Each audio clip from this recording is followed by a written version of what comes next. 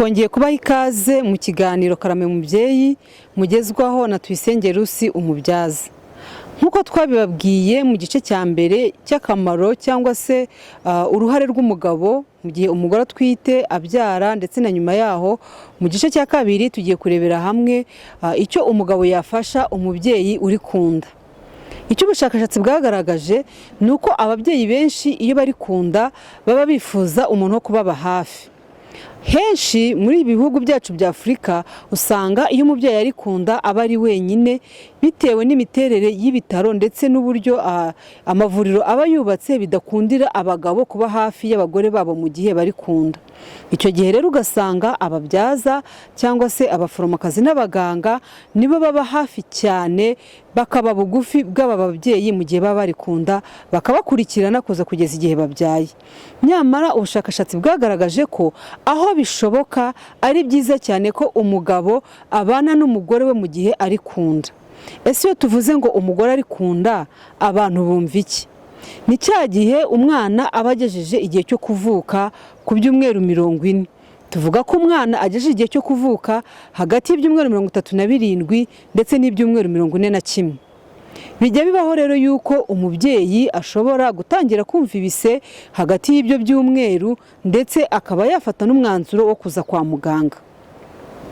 Reka mpamagarire abankurikiye mbibutsa ko mu gihe cyose ufite umubyeyi mu nzu ndetse akaba ari muri cya gihe yegereje cyo kubyara, ari byiza kwitegura ku buryo igihe cyose inda iri bumufatire muterura ibyo mwateguye kugira ngo mwihutire kugera ku ivuriro ribegereye. Ni ibihe bimenyetso umubyeyi yakwibonaho akamenya ko agejeje igihe cyo kubyara cyangwa se yatangiye kugira ibise biri butume mu gihe gitoya runaka gishoboka ari babonye umwana? Mubyeyi utwite unkurikiye ndetse nawe mugabo ufatanyije, reka mbibutse yuko iyo umubyeyi yatangiye kumva icyo twita imigendo aba ari hafi rwose kuzabona umwana. Iyi migendo ishobora kumara ibyumweru 2, 3 cyangwa se 4. Umubyeyi yumva ababara bya hato na hato, cyane cyane bigafata mu kiziba cy'inda ndetse no mu mugongo. Hari igihe rero amara igihe yumva utu tuntu ariko akaba atari ibise nyirizina bishobora gutuma uyu mubyeyi abyara. Tumugira inama yo kuguma mu rugo agakomeza kwitegura. Muri iki gihe icyo dusaba umubyeyi ni uko yakora imyitozo ngororamubiri mikeya yemerewe, cyane cyane ko aba yemerewe gukora imyitozo igendanye n'umubyeyi utwite. Ahangaha tugira inama ababyeyi yo kugendagenda mu rugo, kujya nko guhaha, gukora uturimo twa hato na hato ariko tutamuvuna cyane, ndetse akaba yajya afata n'umwanya akaba yaririmba, kuko kuririmba ni byiza cyane, bituma umubyeyi utwite aruhuka mu mutwe. Biranashoboka ko ushobora no gushyiramo indirimbo ukayibyina bitakugoye bitakuvuna. Ibi nabyo bituma kwa kubyara kwawe kubanguka. Icyo tuba dutegereje ahangaha ni uko umubyeyi utwite atangira kugira ibise. Ibi bise bituruka kuki? Ni igihe imisemburo ishinzwe ibi bise, cyane cyane umusemburo twita oxytocin, uba watangiye gukorwa mu mubiri w'uyu mubyeyi, noneho agatangira kumva ababara. Ubu bubabare rero bufata mu kiziba cy'inda ndetse bugafata no mu mugongo. Iyo bitangiye kuza ari ibise biza kuduha icyizere cyo kubyara, uyu mubyeyi ashobora kubyumva hashira byibuze hagati y'iminota 3 n'5, iki gise kikongera kikagaruka. Buba ari uburibwe bufata mu kiziba cy'inda ndetse no mu mugongo, kandi rwose ntibutinde, bukaba bwamara hagati y'umunota cyangwa se amasegonda runaka. Igihe cyose umubyeyi yatangiye kumva bene ubu bubabare, ashobora gutangira kwibwira yuko agiye kugeza igihe cye cyo kubona umwana. Ikindi kimenyetso umubyeyi ashobora kwibonaho muri bya byumweru yemerewe kubyaramo akaba abyaye umwana ushyitse, ni uko ashobora kubona isuha imenetse. Iyo isuha imenetse, iki nacyo kiba ari ikimenyetso cy'uko umubyeyi agomba kubyara mu gihe gito gishoboka. Hari n'igihe rwose umubyeyi ibimenyetso byose ashobora kutabibona, ariko akageza kuri bya byumweru hafi 41 atarumva ibise na gatoya.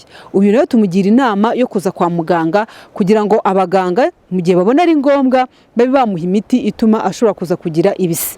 Imiti abamama benshi bamenyereye ku izina rya Theobald. Ibi rero bishobora kuba ari ibinini twita sitoteke bashobora guha umubyeyi bitewe n'inzira umuganga yashatse ko binyuramo, umubyeyi akaba yatangira kugira ibise noneho akaba yabyara.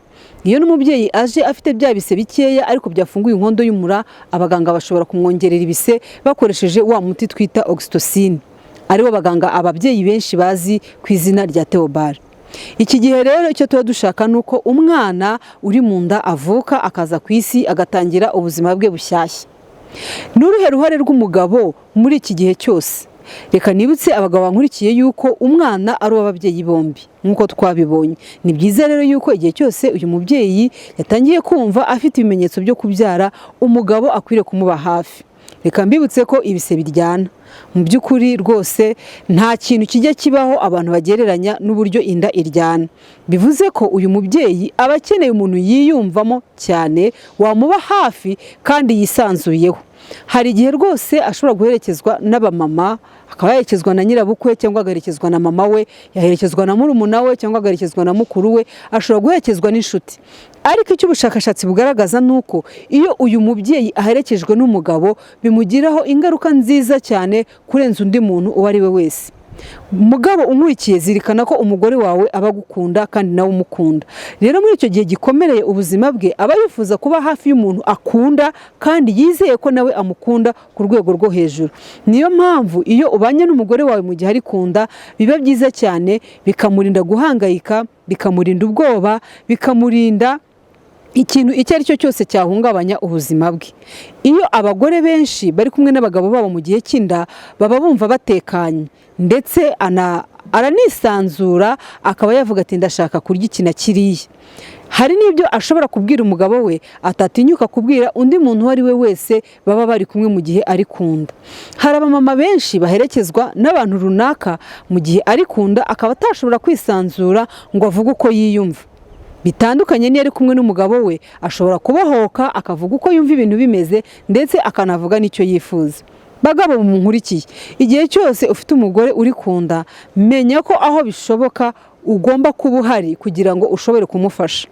Ikindi ubushakashatsi bwagaragaje ni uko iyo aba bagabo bateye intambwe yo kubana n'abagore babo muri cya cyumba ahenshi twita urwererero, abagabo bashobora kuhava bafashe ingamba zo kuboneza urubyaro, kuko bashobora kubona uburyo umubyeyi, ya nshuti ye magara, wa muntu akunda cyane ari kubabara, bikamutera kumva amugiriye impuhwe zo kutongera kuhita yongera gusama ngo ejo n'ejo bundi azongere yisange ari kubise kandi.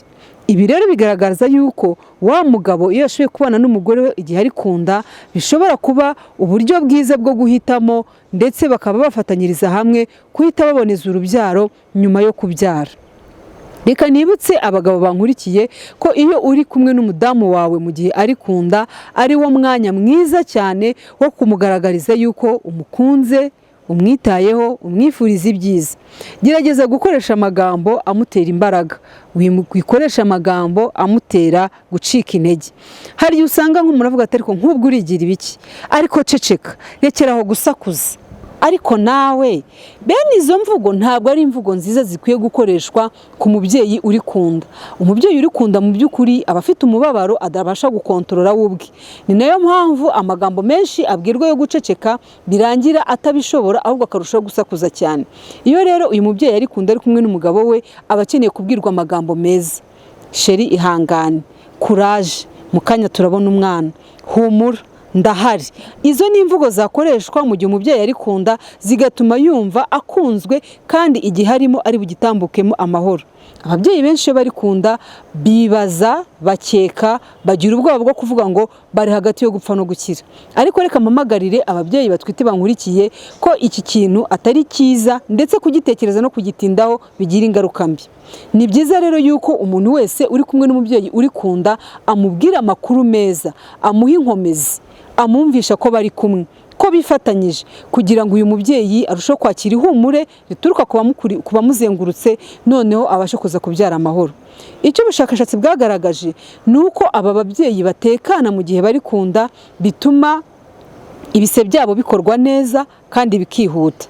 Ni wa mubyeyi udahangayitse, ni wa mubyeyi udafite ubwoba, ni wa mubyeyi udafite inkeke n'iyi n'imwe.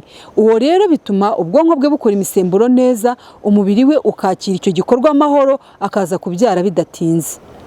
Nyamara ababyeyi baba barikunda bagahangayika, rimwe na rimwe ugasanga bihebye, ugasanga bafite agahinda, ugasanga rimwe na rimwe bari kurira, bijya bituma ibise byabo bigabanuka ndetse no kubyara bikaza gutinda. Murumva rero yuko iyo umugabo ari kumwe n'umugore we aba ari igihe cyiza cyane cyo kumuha imbaraga kugira ngo aze kubyara bitagoranye.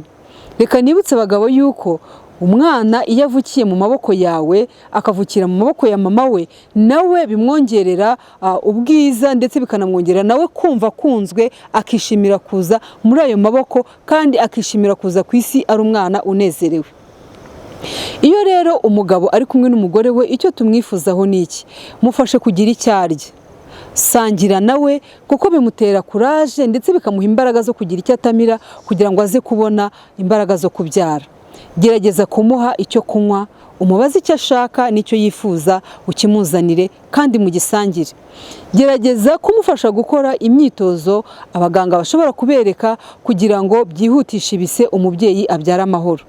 Iyo rero ibi byose umugabo ari kubikora ari kumwe n'umubyeyi utwite, bituma umubyeyi agira morale kandi akabyara neza ndetse akabyara vuba.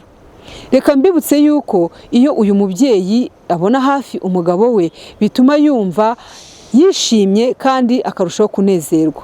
Muri iki gihe ntibibujije ko uyu mugabo ashobora kuririmbira umugore we indirimbo z'umugore akunda cyangwa se akazimucurangira mu gihe bafite iradiyo hafi yabo.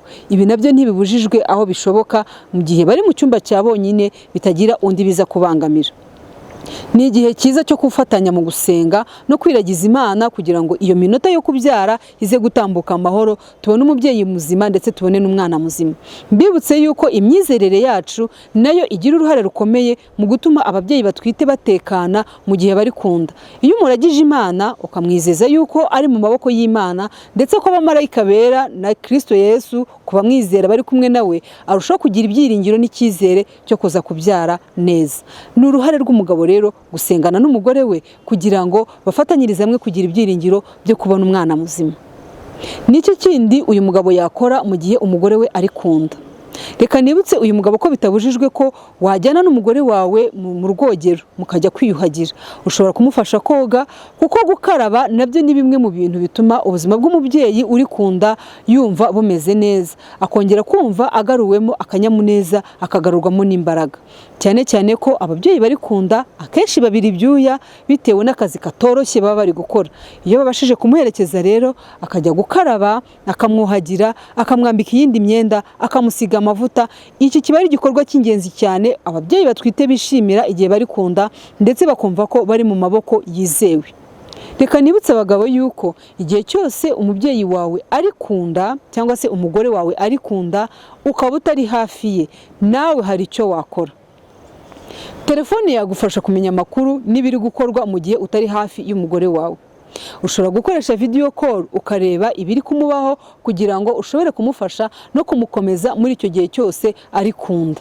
Si byiza yuko umara amasaha menshi cyane utamuvugishije.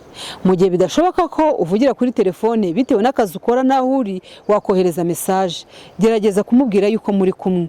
Muhesha imbaraga za message umwoherereza. Mubwire yuko vuba cyane muri buze kubona umwana kandi ari buruhuke ndetse byabise cyangwa se wa mubabaro uza kuza gushira. Aha rero umubyeyi uri kunda aba akeneye ihumure rituruka ku mugabo we. Hari igihe umugabo ashobora kuza kwa muganga nawe akumva kubona ububabare bw'umugore we biri kumugiraho ingaruka, hamwe yifuza kuba yasohoka akajya hanze agategereza kuza kumva yuko umubyeyi yabyaye cyangwa se yibarutse amahoro. Reka mbwire umugabo umurikiye yuko ibyo ngibyo atari igitangaza, ntago ari ikintu rwose gikomeye. Niba amarangamutima yawe ashobora kutakwemerera kuba hafi cyangwa se kubona umugore wawe ari kubabara cyangwa ari kubyara, ni byiza yuko uba hafi koko y'ibitaro, ukaba hafi ugakurikirana amakuru ye. Nyamara ntibikubuza ko mu gihe umaze kumva imbaraga zigarutse wagaruka aho umubyeyi yari ukongera ukamureba, mukongera mukavugana. Uko ugenda ubikora kenshi ni kugenda ubimenyera kugeza igihe kubana nawe kugeza byaye biza kuba bitakigutera impungenge cyangwa se ngo ugereze emotion zituma utashobora komeza kubyihanganira kubireba. Ndangiza iki kiganiro reka nibutse abagabo bankurikiye ko igihe cyose umugore wawe arikunda aricyo gihe agukeneye. Akeneye kumuhumuriza, akeneye kumuba hafi, akeneye ko umufasha kugira ngo aze gutambuka iki gihe cy'umubabaro utoroshye amahoro. Reka rero nsoze mbararikira kuzakurikirana ikiganiro tuzakora ubutaha, ikiganiro kizaba kivuga icyo bimaze ko umugabo yaba mu cyumba umugore we ari kubyariramo. Mbibutse yuko utarakora subscribe wayikora kugira ngo ibiganiro byacu bijye bikugereraho igihe, ugakora like ndetse ugakora share kugira ngo aya makuru agere ku bantu benshi cyane bayakeneye. Reka mbibutse yuko mwaduha comment cyangwa mukabaza ikibazo mudasobanukiwe kugira ngo turusheho kumenya ibyo mukeneye kumenya kandi tubibasobanurire. Murakoze cyane naho mu kiganiro cy'ubutaha. Imana ibarinde.